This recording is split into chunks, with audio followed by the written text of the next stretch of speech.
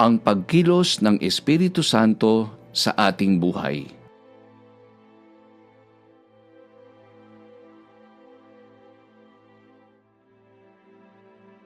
Ang Ebanghelyo sa linggong ito ay muling magbabalik sa atin sa tagpo ng huling hapunan, kung saan si Jesus ay nagpahayag ng pamamaalam sa kanyang mga alagad bago ang kanyang kamatayan.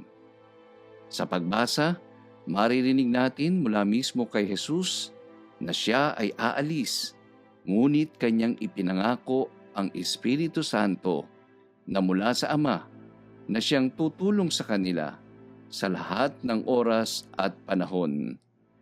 Kanya ring ipinangako ang patuloy na gabay ng Espiritu kung patuloy nila siyang mamahalin sa pamamagitan ng pagtupad sa kanyang salita. Sa mga mananampalataya at tumatanggap sa salita ni Jesus, ang Espiritu Santo ay darating na parang isang kaloob mula sa Ama at kay Jesus.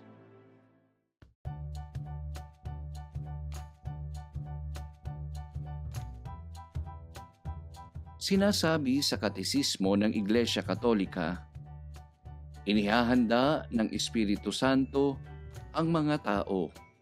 Pinangungunahan sila sa kanyang grasya upang akitin kay Kristo.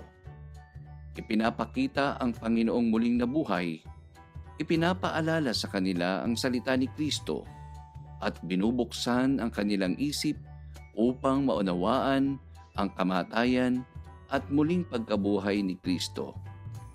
Binubuhay sa kanila ang misteryo ni Kristo, lalo na sa Eucharistia, upang pagkasunduin sila, akayin sa pakikiisa sa Diyos, nang sa gayon ay magbunga ng masagana.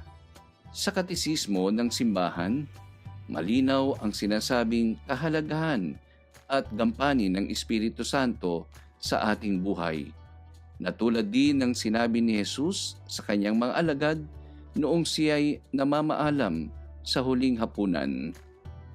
Ngunit ang patnubay, ang Espiritu Santo na isusugo ng Ama sa pangalan ko, ang siyang magtuturo sa inyo ng lahat ng bagay at magpapaalala ng lahat ng sinabi ko sa inyo. Paano ba natin malalaman na sumasa atin ang Espiritu Santo? Ayon kay San Pablo Apostol sa kanyang sulat sa mga taga-Galasya, subalit ang bunga ng Espiritu ay pag-ibig, kagalakan, kapayapaan, pagtitiyaga, kabaitan, kabutihan, katapatan, kahinahunan, at pagpipigil sa sarili. Walang batas laban sa mga ganito. Kung binigyan tayo ng buhay ng Espiritu, mamuhay rin tayo ayon sa Espiritu. Huwag tayong maging palalo, huwag nating galitin ang isa't isa, at huwag rin tayong mainggit sa isa't isa.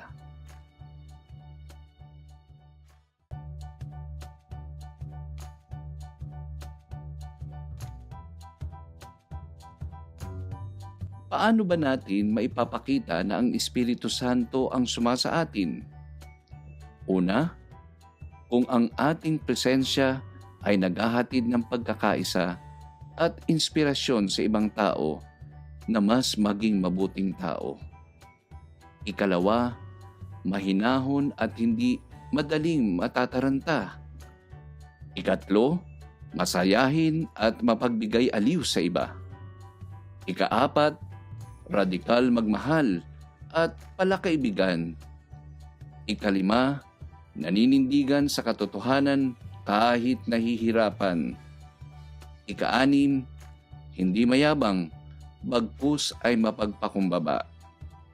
Ikapito, hindi mainggitin, bagkus ay masaya sa tagumpay ng iba.